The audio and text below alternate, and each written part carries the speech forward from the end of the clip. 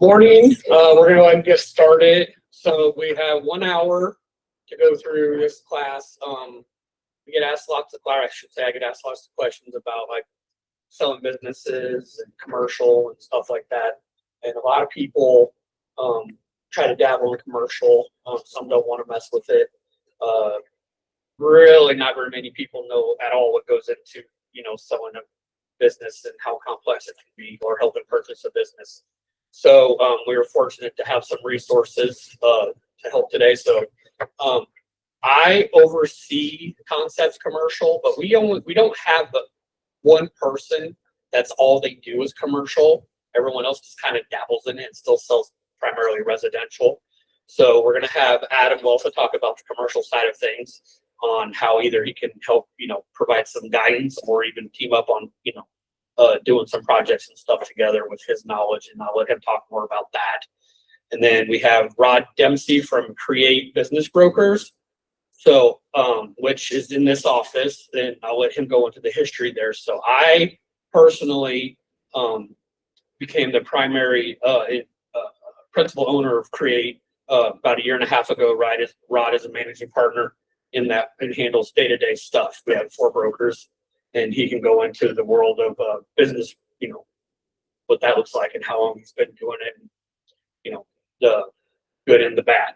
So anyway, with that, I'm gonna bring up Adam. He's gonna go first from the commercial side, and then ask questions as you have them as we go, because I want it to be really, informal, and get out of it what you would like. So, Adam, thank you. Adam Weltha. I'm a commercial agent. My parents inherited some commercial real estate, so I heard it all from them. And then and I graduated from Grandview with a degree in commercial real estate, or commercial real estate, and then went into the business and had an internship at CBRE in 2007. And in 2008, they kicked me out and said I don't golf enough and there's nothing else to do. And I ventured out, and then my dad passed about a little over 10 years ago, and I was handed a kind of a portfolio and that I was managing anyway. But my family, the rest of us, we rolled with it, and we've been buying, selling, remodeling, all of the different things, leasing, evicting, and dealing with bankruptcies and all the things. And so to start with, whoa, where'd we go? There we are. Slide. So to start with, I'd like to talk about the asset classes. And of course, you guys probably know we've got office, retail, industrial, and multifamily. Those are known to you. And then we also get into hotels and hospitality. And hospitality is really doctors' offices, but senior living, hospitals, lots. So it's pretty broad. Land has lots of different purposes as well. Retail, industrial, residential, multifamily, government, and special purposes. And so all of those land specialties we work with. And so when it's funny when people say, do you sell houses? Well, we don't sell the houses. We've sold groups of houses, and we'll sell the land before the houses come. And then, but we don't sell individual houses. I don't want anything to do with selling houses. I leave that up to you guys. Self-storage facilities, investments is another one, and I'll touch on that much later. But there's a huge side of commercial real estate that's investments. And there's lots of other stuff around here. We don't deal a lot with docks, of course. Parks is pretty big, so land, and the government will buy the land to develop into a park. There's other government stuff like water towers, schools, government buildings, and we'll work with the governments to do all that, because the government doesn't want to be the bad guy, so they'll go to a real estate agent and say, can you work with this family or this group and buy and work with the city on buying this plot of land. And airports is another. So when you go through airports, there's commercial, there's vendors, and lots of businesses in there. And we have software and expertise to handle those as well. And then the latest has been mixed use properties, and those are awful fun. And think of the buildings where on the bottom floor is retail or office, and the top floor is multifamily. And that mixed use is really neat because it diversifies the portfolio all in one asset. Slide. So listing services, and this is kind of where the rubber meets the road. potentially. There's several different listing services. The one I'd like to point out, you guys have probably heard of Crexys and LoopNet, and LoopNet is owned by CoStar. And so LoopNet is free to list on, but and then it's free to view, but you can't see the free if you are free. So there's a paywall in between. So if you're looking at it, you're only going to see the ones that are paid to be there. And if you're listing, only the ones that can pay to see those. And so you're only seeing one side of things with LoopNet. But LoopNet is primarily the best.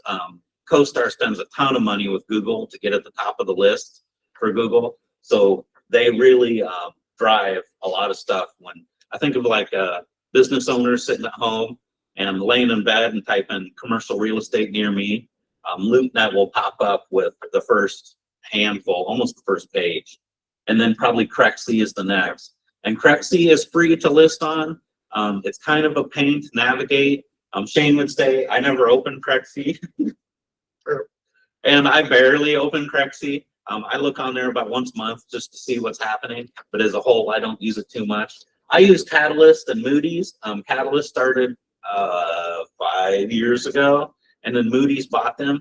And they're just a slim package that makes it real easy to work with. And most of the agents in the metro use Moody's, but it's real easy to just click through, make a list, send it to the client, and move on. It is, they pay by the quarter, and I think it's a little over 400 a quarter, so 150 a month, something like that. But I usually start with Moody's and send a list to the clients using Moody's first. And then the others, that's just a small list, but the rest of those are really driven towards different types of commercial real estate. And so office, industrial, multifamily, or something along those lines. The last one, brokerages. So certain brokerages, they all have their listing services that automatically populate when they have a listing. And so I check with those periodically because every now and then they make a mistake and it doesn't make it on one of the other services. And so I check those pretty often, especially if, say, for example, retail shows up. I'll check like CBREs just to see what they have for retail and make sure I know what's going on.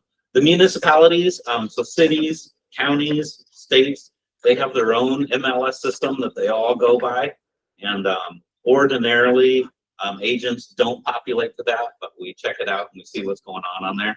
And it's usually land, and it's driven to bring in tax dollars. And so it's big land for factories, warehouse, office, things like that. And not very often is there retail listings on there. Sometimes there is, but it's really driven to bring in tax dollars. And then, of course, there's property websites. And the last one is ICSC, and that is an international center of shopping centers, international consortium of shopping centers. And it's a gathering of retailers. So rather than listing properties, this website lists the retailers that are looking in the area. And it's it's actually an international website, but you'll see national retailers on there that are moving. And so you won't see like Smoky Row or something small locally, but you'll see all the Subways and Jimmy John's and lots of big groups like that. And so it's nice. I like ICSC a lot, and I pay quite a bit for it, but I can get right to who's in charge of this area and send it right to them and send them a flyer, and then keep sending them a flyer kind of quarterly and make sure I stay in front of them. And that's really worked pretty well. Then on the software websites, Adam, pretty long real quick. He referenced it just a little bit, but the cost on a lot of those platforms, specifically CoStar LoopNet, is very significant per month. So it's one of those things that you don't really want to pay for unless you're using it on a daily basis. Yeah, and a number of properties as well. Yeah. Yeah, so on the research side is CoStar, and like I said, CoStar owns LoopNet, Homes.com, CoStar, and they own something. Land.com. Land.com. And so they spend a ton of money to be in front of everybody on Google. And then on the research side, they spend a ton of money to research. So they have a researcher that drives the Des Moines Metro, and he only does the Des Moines Metro. He might venture out to like Pella and the bigger circle. But for the most part, he just does central Iowa. And then they have researchers at desk and that are constantly calling as well. And so when they hear of a sale or they see a sale on the assessor's site, they're calling those people and verifying that data and saying what's weird about this sale, or was it higher or lower, all the different things. And so they call and verify and check on all that stuff. And that's handy, but you got to pay a premium.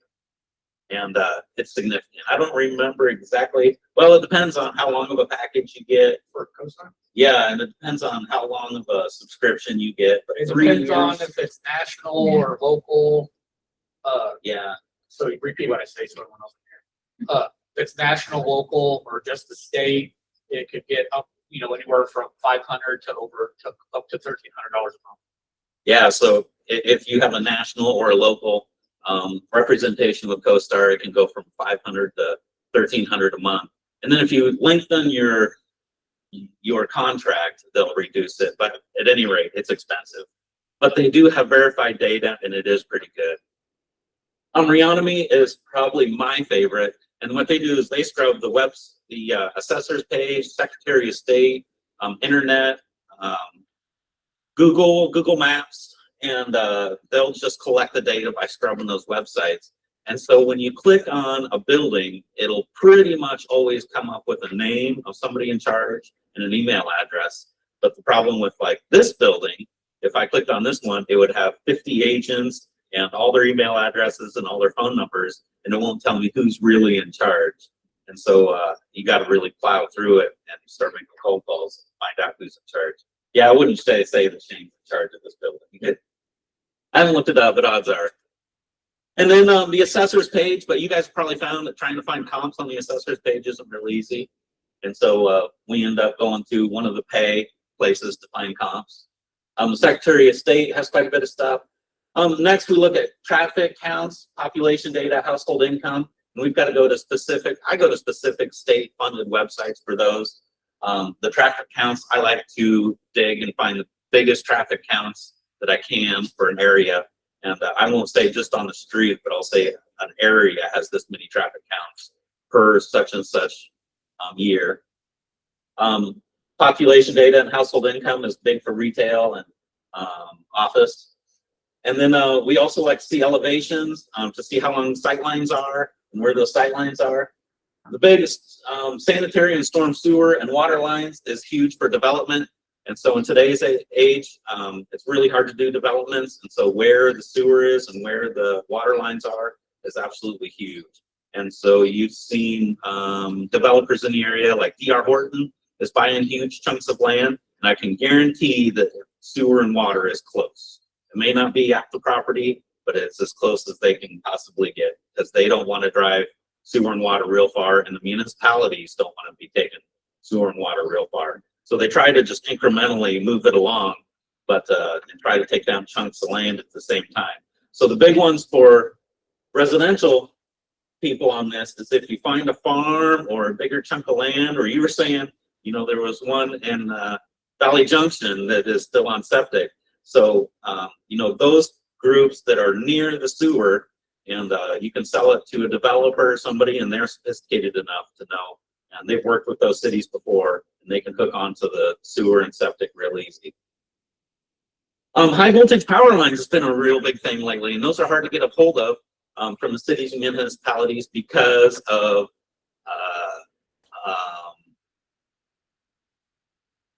getting them corrupted by other stuff.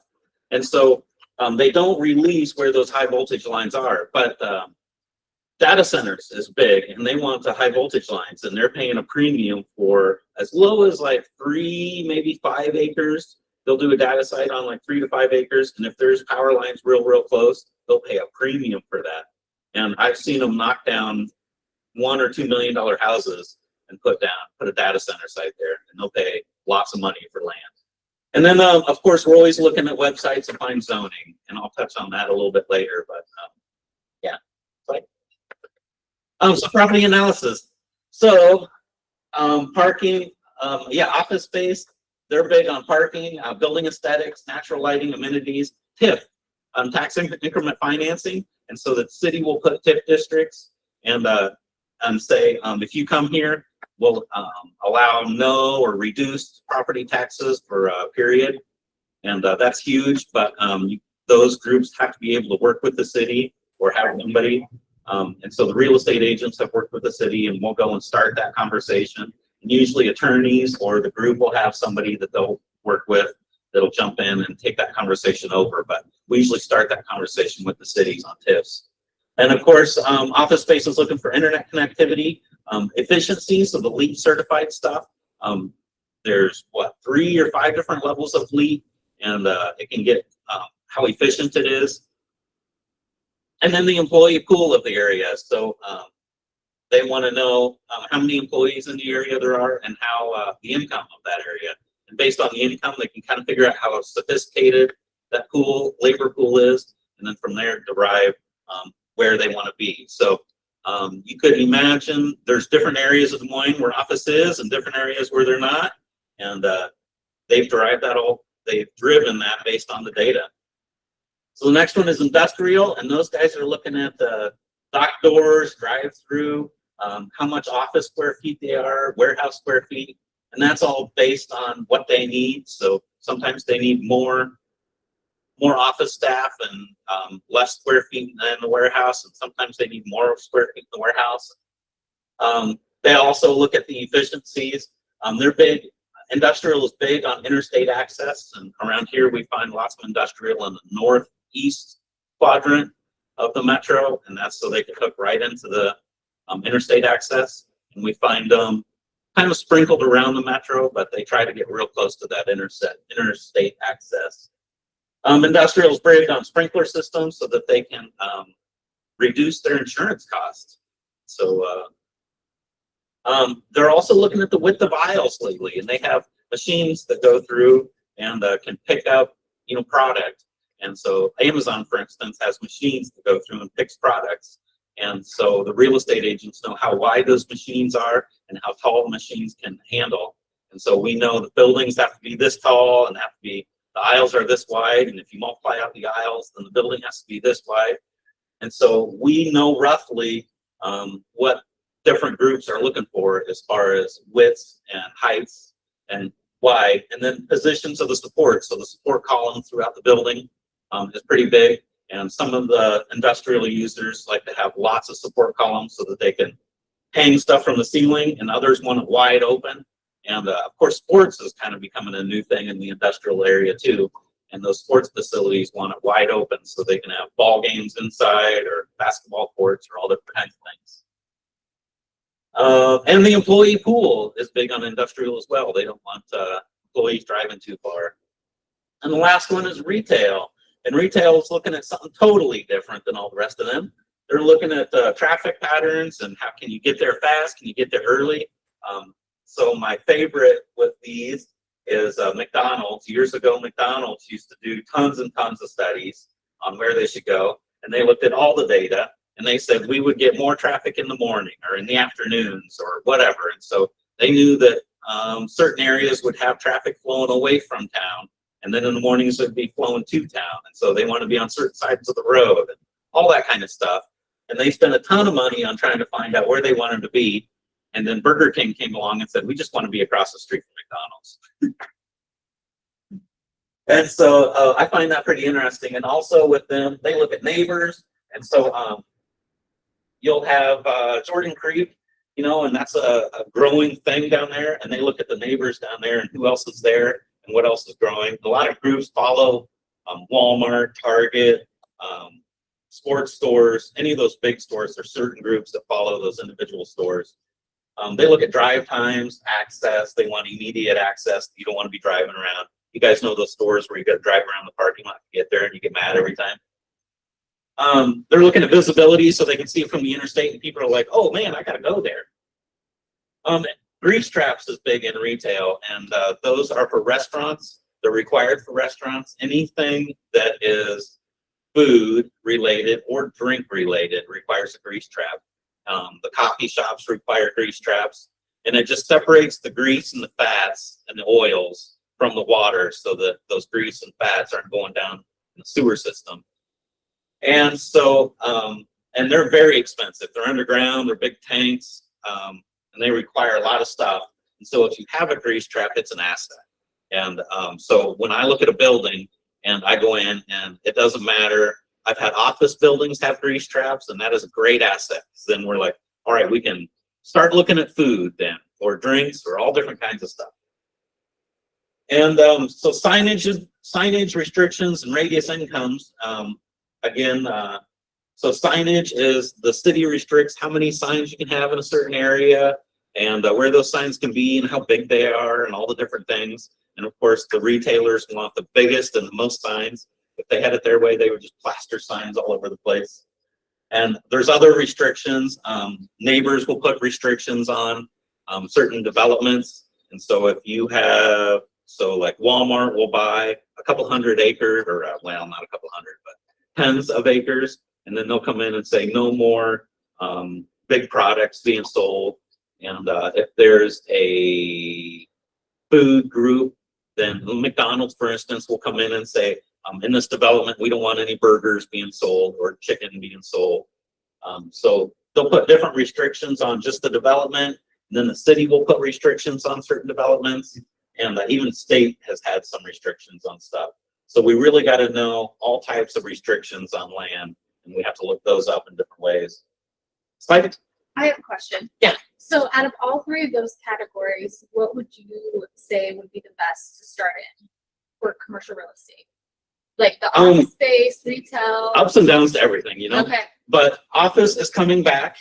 And so little office is moving pretty well. Big office is starting to move. And so getting to know them is kind of a thing. Industrial has always been hot, especially here in the metro, because we're connected to the east and west, the north and south coast. And so getting into industrial is pretty big, but it's lots of math and lots of that kind of stuff. Retail is more connections. It's all about the relationship, and it's a lot more cold calling and making those connections.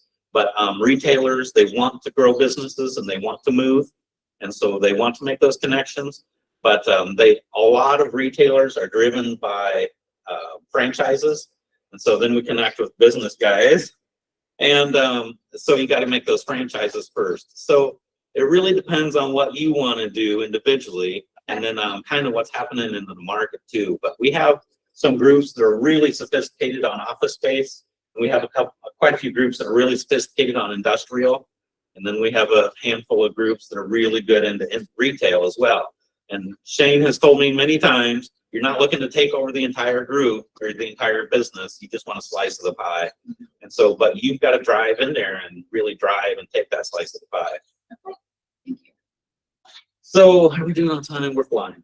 All right. The challenges in commercial real estate. And I've kind of touched on these, but the regulations from the cities, states, and developments, and we got to hurdle around all those regulations and think strategically. There's laws in Iowa that the regulations in certain ways can only last 21 years. And so we're looking at, can somebody come in and wait a couple of years, let that regulation fall off and then thrive? Or will they pay that now, or will they wait? And then the regulations from the cities and states. And so can we go in and can we convince them otherwise? And is it time to change those regulations and the city hasn't thought about it yet? Or can we work with that? Or is this an absolute no and this isn't going to work and we should go look somewhere else? And then the tenant requirements, and the tenants are constantly changing. They constantly want different stuff. And so staying ahead of that, and what are they going to want? Right now, data centers is huge and they want electricity. They used to want tons of water, but they don't really want tons of water much anymore. They've got other ways to cool their stuff. I don't really know much about it, but I know they don't want a ton of water. And retailers still want lots of traffic. And they want some different stuff as well. It depends on the retailer. And I had one retailer that came in and the owner was just dead set against marijuana, and he wanted a restriction on marijuana on everything around, and he sold furniture. And we said, why the connection? Well, the owner's just dead set on this marijuana restriction. And so that's just a requirement of the tenant. And then the owners are like, well, you know, we could have marijuana legal in Iowa and we could sell it in Iowa in a handful of years, and you're restricting something that we could be making money on later, and it's not a competing thing. And so it really butted heads pretty hard. But that was just the way it was, and the tenant wouldn't give at all. The owners and sellers requirements, and at the end of the day, the owners and sellers are thinking about the end game, making money, getting rid of this stuff fast, making it look nice. Sometimes the owners want to develop it, to hold it, and so they might be thinking they want certain tenants there, not certain tenants. They want to please one tenant and keep him there, or they want to kick that tenant out, so they'll bring somebody else in. There's all different kinds of things that owners and sellers are thinking about, but trying to appeal to them too. And the last challenge is a bunch of them, but zoning, environmental has been big, water quality, the runoff of the water, nitrogen from the runoff, and that's been causing a lot of big issues. The cities want these little ponds to capture all the nitrogen and filter the nitrogen out before it heads to the rivers and the lakes. And they're even putting little itty bitty sewer systems around, and then having somebody come in and clean those out every couple of years. And so that's been wild, and it's a growing thing, and engineers are helping a lot with that. Financing, and lately the interest rates are all over the place, and so that's difficult. Dispute resolutions, and so we'll have retailers that want to go in and they move in and they don't look at stuff correctly, and they'll be wrong in a certain area, and then we got to go in and say, sorry Target, or sorry whoever, they moved in, and can we change a little bit and not kick them out, and try to work with them. There's always title issues. Title is huge. You guys deal with that every day. Due diligence is long in commercial real estate. You do a lot of due diligence. Legal always has their things. Contracts get breached all the time, it seems like. And I've had groups that built their own purchase agreements, and then they violated their own purchase agreements. And we're like, we're taking your earned money because you violated your own purchase agreement, and we're just not going to move on that. And the tenant says, well, we want to keep our earned money, and we're like, no, we're not going to give it. So we've had lots of contract breaches, demographic shifts. West Des Moines, Valley West Mall is perfect, where it used to be the ideal spot for the mall, and now it's not quite so ideal. Lots of economic uncertainties. We were just talking about presidencies, how there was uncertain before the election, and then we get the election and we feel like there's certainties, and then all things went haywire with tariffs, and so there's lots of uncertainties in the market. And ideally, most business people don't really care about politics, but they just want certainty, and they want to know what the future is going to look like. And when we have elections, they don't know what the future is going to look like, and everything gets pent up. That energy builds, and they don't know. And then when the election happens, it sprints out, and they feel like they know. And then stuff like tariff comes up, and they don't know again. We're in uncertainty, housing affordability, liquidity risk, market issues, lots of market type stuff. Valley West Mall is huge on that. You guys fight appraisals, that struggle. Lots of tax considerations, property taxes, income taxes, 1031 exchanges. There's lots of different tax considerations to be had on buyers and sellers, and municipalities as well. Inspections, there's lots of different types of inspections we run through.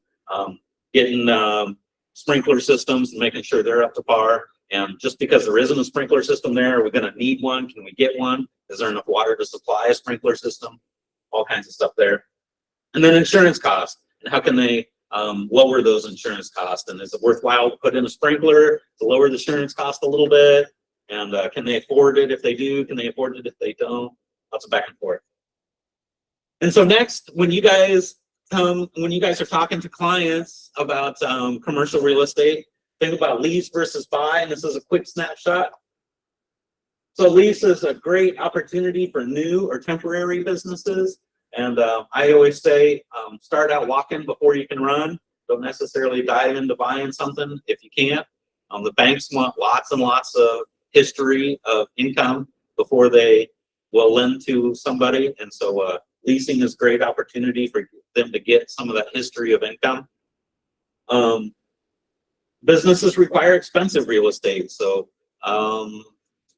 I think a good example of this is Lowe's, for example. The Lowe's in West Des Moines, the north one by 50th. So they leased that land and then built the building on it and then have a long-term 20, 30-year lease on the land. And so they're paying the landlord for the land, and then the building is Lowe's. And they did that because it's cheaper to get into. They didn't have to pay $2 or $3 million for the land, but then they built the building. And so over time, they're paying a lot more for the land, but they didn't have to pay that lump chunk up front. And so there's different views from businesses on how they can make money. And then leasing is much less management, and groups, they don't have to pay, well, the property taxes and the insurance is always paid for by the tenants at the end of the day.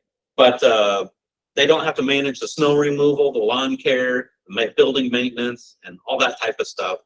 It's handled by the landlord usually, and the lease case. And then triple net leases is about the only one where they don't, and we'll get into that later. But as a whole, they don't have to manage much there. And so on the buy side, the advantages are it's long-term money. So they can build that asset up, and over time it grows. And so they can almost have their whole retirement just built in the development of the land. If you have a multi-tenant building, then the tenants can pay the mortgage, and that's pretty nice. Where so like a suite, a strip center, and if you have a business and you occupy a third of the strip center, then the other two tenants are paying a majority of the mortgage for that building, and you just build that asset up, and you have to manage the property, and you have to manage the snow removal and all the things, but they're paying as it goes, and so that works really well for quite a few business owners that I know. Do you find more people over the course of the years that you've been doing this, that there's more lease or more buy? It's about 50-50. New businesses, especially franchises, they have to pay a franchise fee and some other stuff, and it's really hard for them to come out of the pocket, pay a franchise fee, and buy the business, and get approved for a loan. So a lot of them will lease to start out with. But then if they're starting their own business sometimes, or if they've had a business that's been going for a few years, they'll go out and buy some real estate. And then, managing it is difficult. So I've seen situations where groups or teams, will buy, and one of them manages the real estate, and the other one is the lead for the business. So husband and wife, or a group of doctors, or something along those lines. And so does that cover you a little bit? The last is control of the building. And so if you have a donut shop, and you don't want another donut shop, you don't want another breakfast thing there, you don't want anything related to that, and so you can tell those tenants, no, I don't want you to be here. Whereas if you lease the building, you really got to go through a lot of restrictions with the owner to keep those businesses out. It's kind of difficult. But if you own it, you can just say, nope, I'm not leasing to you guys. And the last is items to consider for both is availability of funds, managing the real estate, their long-term goals, and partners and investors. And real quick, partners and investors is difficult. So if there's I've even seen like a group of doctors, and they're paying on the mortgage, or they're paying the lease, and they know that without that one, if there's 3 doctors, without one of the doctors, they can't pay the mortgage. And so they'll put a huge life insurance policy on one, where they all have to carry a life insurance policy. So if anything happens to one of them, then the mortgage is still paid for several years after. And so lease options, and I really consider lease as like dials, and what the owner wants, what the tenant wants, and you're really just dialing it in, and you volley back the LOI back and forth. We're really just trying to dial in and keep everybody happy at the end of the day. But lease terms vary from 1 to 20 years. They get big extensions on them that we don't get paid for, which is a pain in the butt. And then those extensions can vary. There's bumps. So an example is 3% annually. I see that a lot of industrial buildings. And that just means every year the rate jumps up 3%. And what the landlord is saying is the rate of inflation is 3-4%. We want the building cost to keep up with inflation. Gross, modified gross, and triple net. And this is kind of on the way that who pays what. So gross, everything is paid, and triple net, gross, nothing is paid, and triple net, everything the tenant pays. And so for this, I think of Regis, you know, the office group Regis, where you can go in and rent one single office cubicle. And so they handle the janitorial, the landscaping, they pay, you know, the front receptionist, they pay the cleaning crew, they pay everything. There's a big Regis in Johnson. In Johnston, yeah, there's several around, but they pay absolutely everything, and then the tenant has to pay the landlord. However, the landlord pays it all. And then the opposite of that is a triple net building of like Walgreens, and Walgreens then has to pay everything. So Walgreens, you know, they're doing their own janitorial, they're paying their own property taxes, they pay their own insurance, they do their own property maintenance, they do everything. And lease options, the tenant improvements we consider, and some tenants will want huge improvements. Some tenants will say we can do our own. It just varies on the tenant. I'll say that like salons, you know, they've got water at each station, so you got to figure out how to get drains there and water there and lots of different things, and that's pretty complicated and a big cost. Retail, you know, they're usually wide open and they have a few bathrooms in the back and maybe an office in the back, and that's usually a little bit cheaper. The guarantees, and so you know, in the case of the 3 doctors, we want guarantees on all 3 doctors. In the case of some like a Berkshire Hathaway, you know, if one of their entities comes in and wants to lease, then we want to lease not only on that one entity of this asset, but we want a parent guarantee on all of the building or from the parent company. And then we'd like a guarantee from Berkshire Hathaway as well, but we probably won't get it. I was gonna say, you're not getting that. No, but we'll fight for it. You know, it's worth the fight sometimes. So the guarantees, we always want, you know, landlords always want the biggest guarantees they can come up with. Deposits, and it just depends on, that's a guarantees versus deposits. If you don't feel like you have much of a guarantee, if the business is starting out and you don't feel like there's a whole lot there in the long term, then we'll ask for more of a deposit. If you feel like a long-term tenant and they've got a long list of business, then you'll ask for smaller guarantees or deposits sometimes. Other landlord concessions. So think of office here in town. It's R&R, and they do office out west a lot of places. And so, I mean, in some of their buildings, they offer the fitness center, a parking garage. They'll offer parking garage stalls, so like 2 or 3 stalls per 1,000 feet of space. Different bathrooms, so they'll have specific bathrooms for clients and specific bathrooms for providers. Break rooms, conference rooms. R&R has food truck parking in their facilities now sometimes. There'll be special events. The Regis, they offer security and janitorial. You can think of that. And then some of them offer like a kitchen in the back just for the providers or the professionals. Okay, so my next one is land development. And this is pretty daunting, and there's a lot there. So I'll try to cover it fast. But in land development, we start out, agents talk and say, what do you think about this? And what do you think about that? And if that flies, then we really go back to the client and we say, we'd like to present an LOI. And agents try to draft an LOI and say, here's kind of what we're thinking. And it's an LOI is a letter of intent. It's just a napkin sketch of a deal. And we're saying, this is what we're thinking. And we're just tossing out the major deal points on what we think a deal would strike. And we're looking at the cost per square foot, the due diligence period, the approval period, earnest money, timelines, responsibility of title, closing commissions, etc. And so the due diligence period is the period where they can look at the land, they can drill down, see if there's any contaminations in the soil, they can look at the engineering aspects, they can look and see if there's any birds and bees that are going to inhibit the development, water quality issues, lots of engineering type stuff in the due diligence period, but also city stuff. And they can say, would the city allow this? Do I want to fight the fight? Is there a possibility that they'll allow it? And then during the approval period, some groups will have the approval period in with the DD period, but the approval period is really set for going to the city and saying, here's what we're thinking, here's what we want. And then it goes before boards and tries to get approved. And you guys have probably read recently about Walmart in Ankeny. Yeah, yeah. And so that's in the approval period, likely. You know, I'm not privy to the deal, but that's likely right now in the approval period. And Walmart's going to have to make a decision. Are we going to keep going, or are we going to stop this deal? And is it worth fighting the fight, or should we just let it go? And zoning is the next one. And so so cities have comp plans, and that's just a future development plan is what's going on. They have zoning maps as the current things. PUDs, some cities don't even go by zoning maps, they just do PUDs, and that's saying taking an area and what we want this area to be.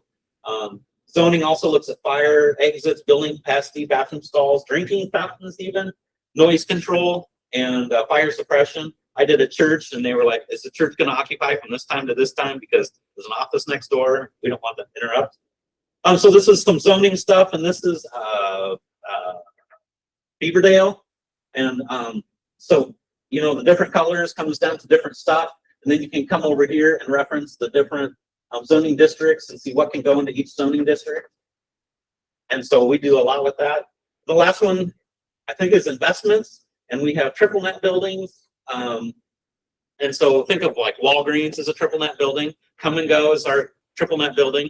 And those kind of groups are interesting because they come in and they develop their own buildings. And then they put a lease on their own building, and then they sell that entire package, asset and lease, to somebody.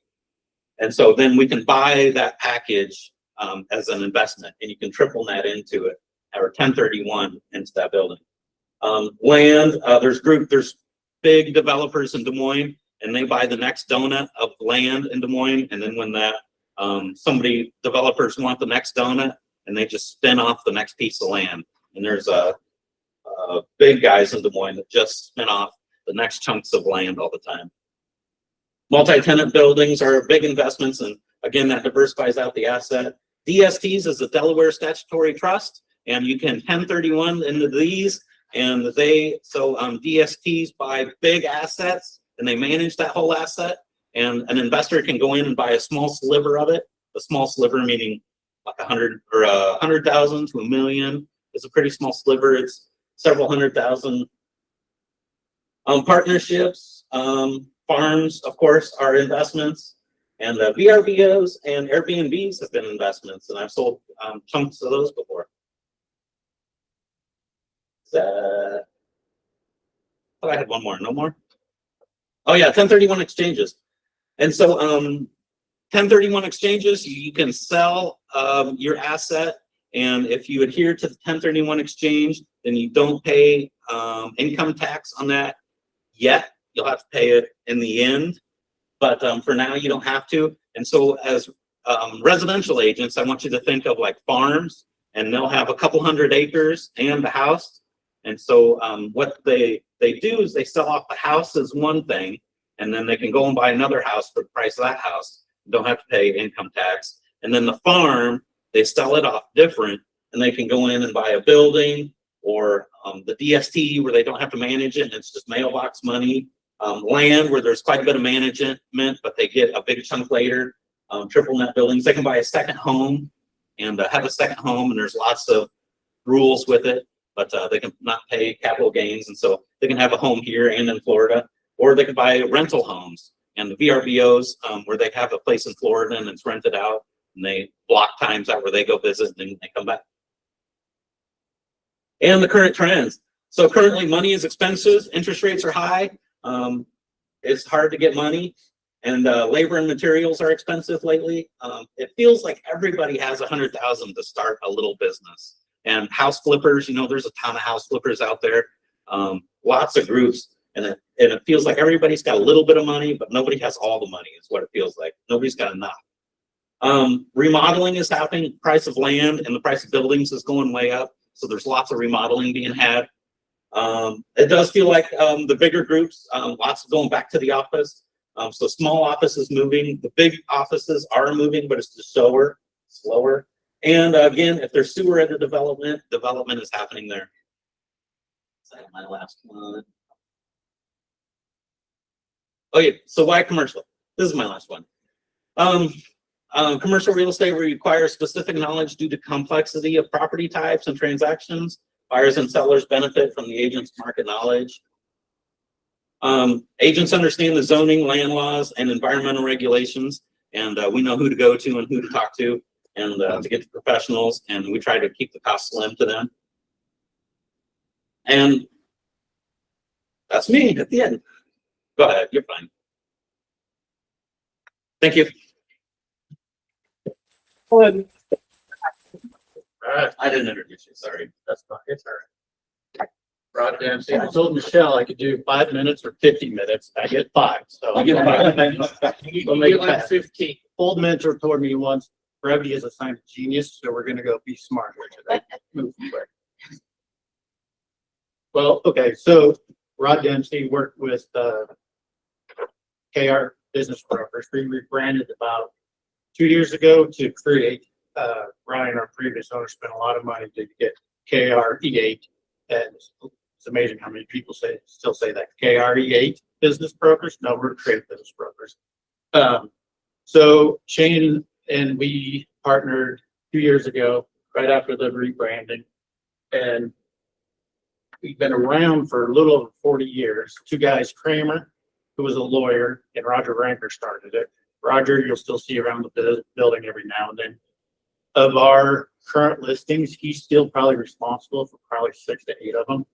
He is just that well known. I was very fortunate to inherit his little black book when I started. He was kind of trying to weed out, and he's like, here, and his black book was file folders, not, it was not condensed. Probably through a couple. One thing that might be of interest, our previous owner, Ryan Baldwin, moved to Florida. He's kind of bored down there. He's doing residential in a complex. He's coming back to work. We have a lot of snowbirds that go back and forth. So he's starting, he's working for Remax. We're licensed, Create is licensed in Florida as well, within our umbrella down there. And he also got bored and he's back with us up here. And he likes to do paperwork. I hate to do paperwork. I hate the computer. He likes it. And we have another broker, our closing broker, Daniel. He'll do most of our packets, closings, all that stuff. I hate doing paperwork too. Yeah, I always like to have people around me that like to do things I don't like to do. Our main focus is businesses. Any existing business, try to find a buyer for whatever it is.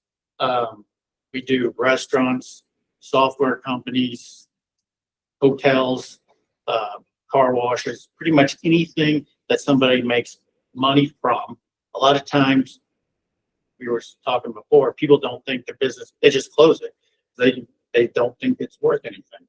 I have a business that he was going to walk away, and I started selling one of his small businesses. He has 3 of them, and he was going to close shop, small town. And I'm like, I think that's worth something. We listed it for $600,000, and a couple of years ago, he's moved on, and he's like, I think I want to retire, sell the other. So I'm writing up a letter of intent. Well, it has been written. It's presented today for $3 to $5 million, and he was going to close the doors. Okay, that's just, some people just don't know, right? Especially the older. I know you have graduation kids. Okay, the main thing that we're different than residential is we don't advertise. We don't put up signs. We don't. To be confident is how we become trusted by our sellers. We do not ever tell quick stories. I played golf with my best friend and his boss for 3 years. His boss had his business listed with me. My best friend did not know, just because we don't want to scare away employees, especially key employees, management, customers. We don't want the competition finding out. Anything that lowers that price of that business, I'm greedy. I don't want it to go down because I'll make less money. But we also get threatened to be sued a lot because most small business people have a lawyer. And if they even think that you let somebody know their competition, know that they're for sale, that's not a good phone call. We do get those quite a bit. So before a buyer finds out what they're buying, they have to sign an NDA. It's a simple one form thing, but it pretty much says they cannot share any information that we share with them to anybody except maybe a partner. A lot of times we still have them sign NDA, but any professional, lawyer, accountant, whatever. But after they sign the NDA, we let them know what business it is, where's it located at, and we start giving them some financials. There's one, I tell everybody, and everybody kind of laughs at this, but there's one rule. The first rule of business brokering, everybody's going to lie to you. Every seller comes in, my business is worth $3 million. I make so much money. You start looking at their numbers, it's worth 800, if that. Buyer comes in, big Mercedes out in the parking lot. Money's not an object. I want that. You start looking, they have no money and they can't afford it. My biggest customers are the worst dressed. Overalls, coveralls, galoshes. I mean, it's crazy stuff. To get, once a seller comes in, we try to, we try to gather 3 years of financials to get the price. Unlike selling a house where you can run 3-bedroom, 2 bedrooms with, 6 blocks, however you do it. We don't have that. We just go by the financials. Just this week, I talked to somebody, a printing company, and they had 2 different evaluators, not us, independent evaluators, and they were hundreds of thousands of dollars apart on the same business, same books and all that. We try to comb through all that and we come up with a price range. And a lot of times this is not a good conversation either. Their accountant said, my business is worth $3 million. And I'm like, it's not, we can list it for 500, maybe even less. I don't know. So we fight through that.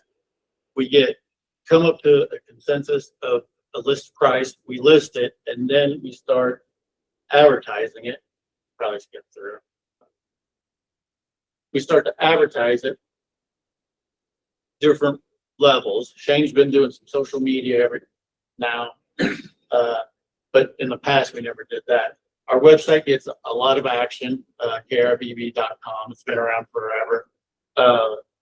Broker sites, we BizBuySell, BizBroker.net, several other ones depending on the type of business it is. Word of mouth, that's what hopefully you guys come in at. It's amazing. You go to a party and somebody's like, oh, I'm thinking about selling. I don't know what to do. Well, that's what we're trying to break down that barrier. Then we have an in-house software, dealer relations. As soon as I list something, it goes out to like 4,000 or 5,000 people. And then it always happens on a Friday afternoon, and that weekend's just pure hell. Everybody thinking that they want a car wash and blah, blah, blah.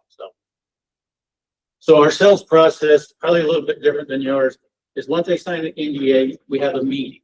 And that is probably here or at a remote location without employees or customers or anything like that. And that's just dating. Do they like each other?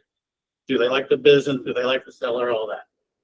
Then we usually tour it off hours at the weekends, nights, whatever. At that time, additional information, maybe more in depth of the employees, some financials will be provided. Writing up a deal will start, we overlap with quite a bit. First time I heard your presentation. Letter of intent or offer to purchase. Asset purchase agreement, that's what Daniel works on. Then we collect earnest money like you guys, and usually we do our closing here, but now we're doing a lot more DocuSigns. The reason we're here, probably skip, is hopefully we can help each other make some money. If you ever have anybody that with real estate or without that doesn't know what to do with a business or is looking for a business, we will pay a pretty good finder's fee. 3% on the real estate, 25% commission of the full commission. And our commission, it's 10% on most businesses, just depends. So that's pretty much it. I mean, any questions? I know we have to get going. You guys have any questions? I wanted to give some, since he was trying to, and which I do too, I want to be respectful of your time, but just some examples of, you know, the business brokerage side, how different it can be. So like, again, we're not going to say names, but like a business that's supposed to close tomorrow, and she turned in her financials. It was on 2 pieces of paper. That's in your packet, actually. And then again, we typically need 3 years tax returns, 3 years P&L, balance sheet, all the things. So understand how hard it could be to try to sell a business that has stuff written out on 2 pieces of paper. It's really hard to verify. Another example of what the business world is like selling businesses is the one listing we've had for 9 years. 9 years. 9 years.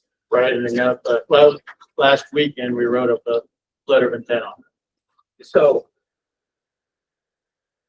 it's been steadily listed, but then, you know, it changes all the time because they buy new assets, the business goes up, or they secure a contract or something like that.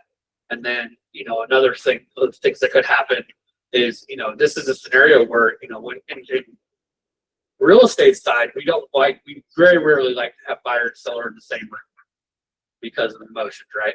It happens all the time in the business, and there's no way to stop the emotions. So if you're walking through a restaurant and you accidentally diss their food, the chances of that deal going through are pretty slim because you just offended their life's work. So it is way different. I personally, you know, we've bought a handful of businesses over the years, so was pretty knowledgeable about it already going into this.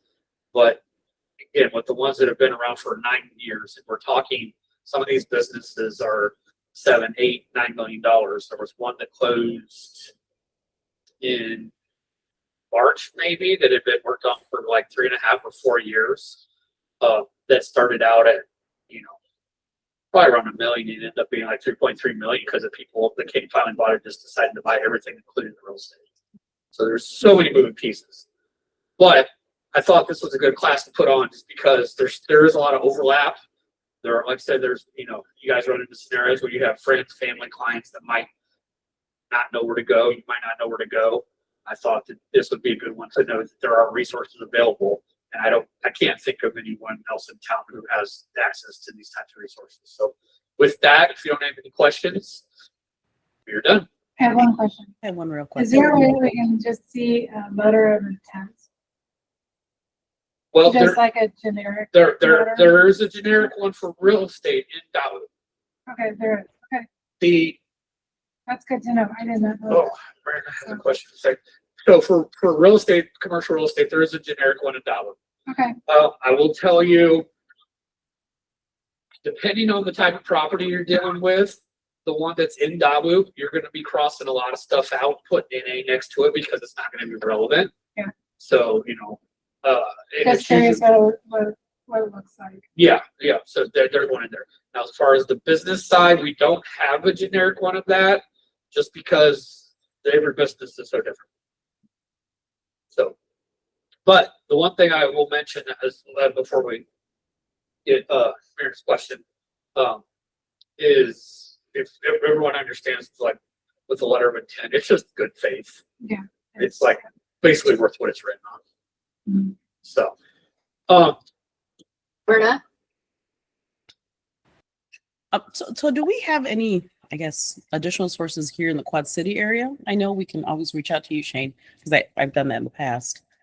so are you talking for which the business side or the commercial The side? business side. The business Yeah, side. so we do sell all over the state. So yes, we can do stuff in the Quad Cities. We right now have a property listed in Cedar Falls. It's a transmission shop. So yes, we can help over there. So you can call Rod or myself for that. Okay, because I do have. All the documents are still the same for Iowa. Okay. Well, it would be like for like a mechanic shop that really isn't working anymore. So I don't know how that going off of like the income portion of it is.